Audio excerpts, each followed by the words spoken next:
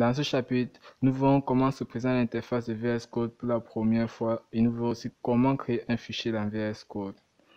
Avant de commencer, je tiens à vous rappeler que VS Code sera notre éditeur de test tout au long de cette formation.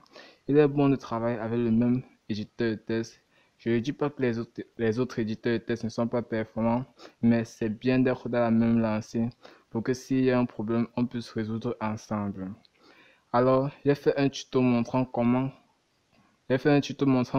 télécharger et installer VS Code. Si vous êtes intéressé, le lien est tous en description. Voici comment se présente l'interface de VS Code pour la première fois.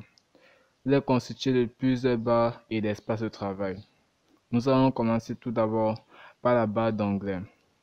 La barre d'onglets qui va nous permettre d'afficher tous les onglets actifs de notre éditeur.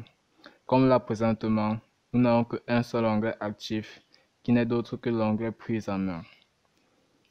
Tout juste à gauche de notre éditeur, nous avons la barre d'activité. Dans cette barre d'activité, nous avons certaines fonctionnalités de base que VS Code nous propose. Nous avons d'abord en toute première fonctionnalité, nous avons le menu d'application. Après le menu d'application, nous avons l'explorateur, puis vient la fonctionnalité recherche qui nous permet d'effectuer certaines recherches. Puis nous avons le contrôle de code source qui nous permettra de contrôler notre code source. Puis l'exécuteur et le débugger. Pour finir par l'extension. Il faudra retenir que ces fonctionnalités sont des fonctionnalités de base. Nous pouvons en télécharger d'autres. Mais celles-ci sont les fonctionnalités que VS Code nous propose dès son installation. Tout juste en bas, nous avons la barre de statut. La barre de statut qui affichera les informations qui auront trait à notre éditeur, et à notre code. Par exemple, si vous avez créé un code qui, de sa syntaxe, possède des erreurs, la barre de statut nous la fera signe. Il faudra remarquer que la barre de statut ne reconnaît que les erreurs qui sont dues à la syntaxe. Vous pouvez écrire un code qui, de sa syntaxe, est bien uniforme, mais ne permet pas d'exécuter, mais n'a pas de très grande fonction que vous attendez. Nous pouvons finir cette présentation par le plus important, qui n'est d'autre que la zone d'édition. La zone d'édition qui est l'emplacement où notre code sera écrit. Comme là présentement, dans cette zone d'édition est affiché tout le contenu de prise en main. Nous avons fini la présentation. Nous pouvons donc passer par la création de notre premier fichier dans VS Code. Barre d'activité, nous cliquons sur le menu de l'application. Puis nous cliquons sur fichier. Ensuite sur nouveau fichier texte. Cela va nous créer notre fichier. Nous pouvons aussi créer ce fichier de manière par un raccourci.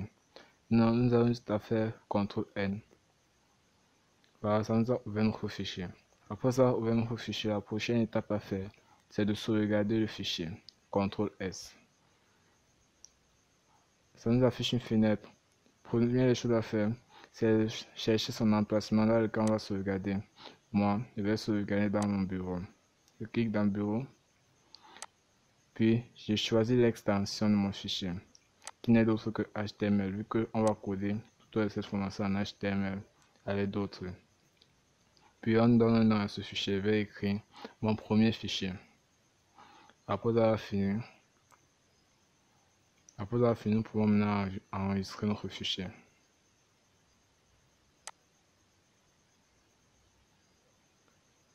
Tout juste après l'enregistrement, nous voyons que l'interface a un peu changé. Nous avons là mon premier fichier qui n'est d'autre que le nom de notre fichier, suivi de son extension qui n'est d'autre que .html. Puis le lien qui nous conduit à ce fichier. Pour finir ce tuto, nous allons écrire la syntaxe minimale d'une page HTML. Le raccourci, nous n'avons qu'à faire point d'exclamation, puis tabulation, où vous appuyez sur Entrée. Et voilà, ça vous affiche la syntaxe minimale de notre code HTML.